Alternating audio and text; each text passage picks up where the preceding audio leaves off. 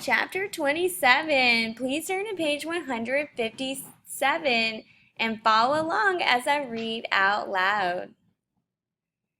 With both borrowed lines, Minli and the dragon continued their journey.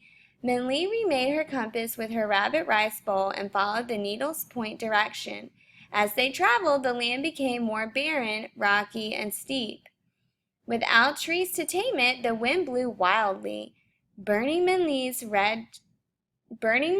cheeks red with cold. The icy air shoved and pushed them as they tried to keep them back. As if trying to keep them back. Late in the afternoon, after traveling up stony ground, Dragon made a noise. "Look up ahead," he said. Far ahead of them seemed to be a spot of bright yellow. Against the gray landscape, it seemed like a fallen piece of gold. Is it a forest? Trees with yellow leaves?" Minli asked. Then she looked at the gray stones surrounding them. "But what trees can grow here?" "I think there's a village," Dragon said, squinting his eyes. "If there is, we can get you some warmer clothes."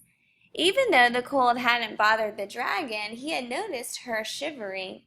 "We won't reach it before night," Minli said, "but I think there's a cave up ahead. Let's stay there for the night, and tomorrow we will try to reach the village or whatever it is."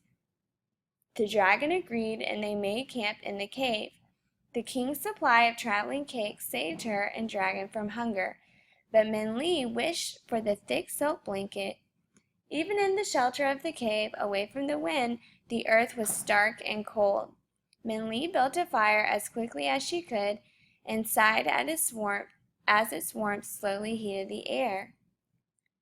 But that night Minli could not fall asleep. Even with the dragon snoring behind her, the fire crackling, and her blanket around her shoulders, her eyes did not close. Like the stone dust as the wind blew, thoughts kept circling in her head. She kept thinking about Ma and Ba and the orphan buffalo boy. With pangs of guilt, she thought about how Ma and Ba pushed her to go home early from the field, how her rice bowl was always the first filled, how every night when she went to sleep in her warm bed, she knew they were there, and how worried they must have been that now she was not. The buffalo boy didn't have that. Instead, he had a dirt floor, a pile of grass for his bed, a muddy buffalo, and a secretive friend. Yet he turned away her copper coin and laughed in the sun. Minli couldn't quite understand it and somehow felt ashamed. But just as Minli shook her head with confusion, there was a sudden sound outside the cave. What was that? She cocked her head. There it was again, like a low grumble of thunder. Was it going to rain?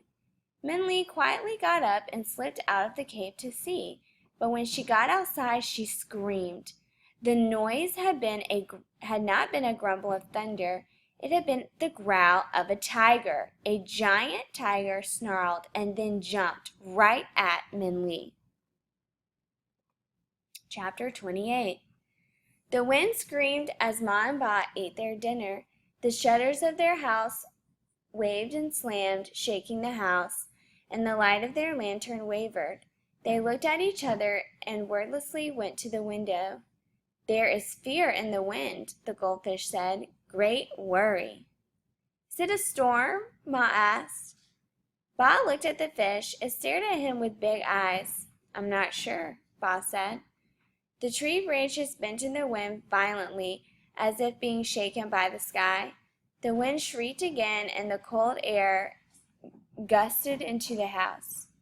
The water in the fishbowl rippled, and the fish swayed in the bowl. Both Ma and Ba shivered. "Do you think Minli is outside in this?" Ma faltered. "I hope not," Ba said. The wind continued to slap the house and trees. The whole earth seemed to shudder at the screeching wind. Only the moon above was still. Ba looked at Ma, saw her soundless lips move as she gazed at the sun. He knew what she was doing and did the same. "Please," he implored the moon silently. "Please watch over Minli. Please keep her safe." The moon continued to shine.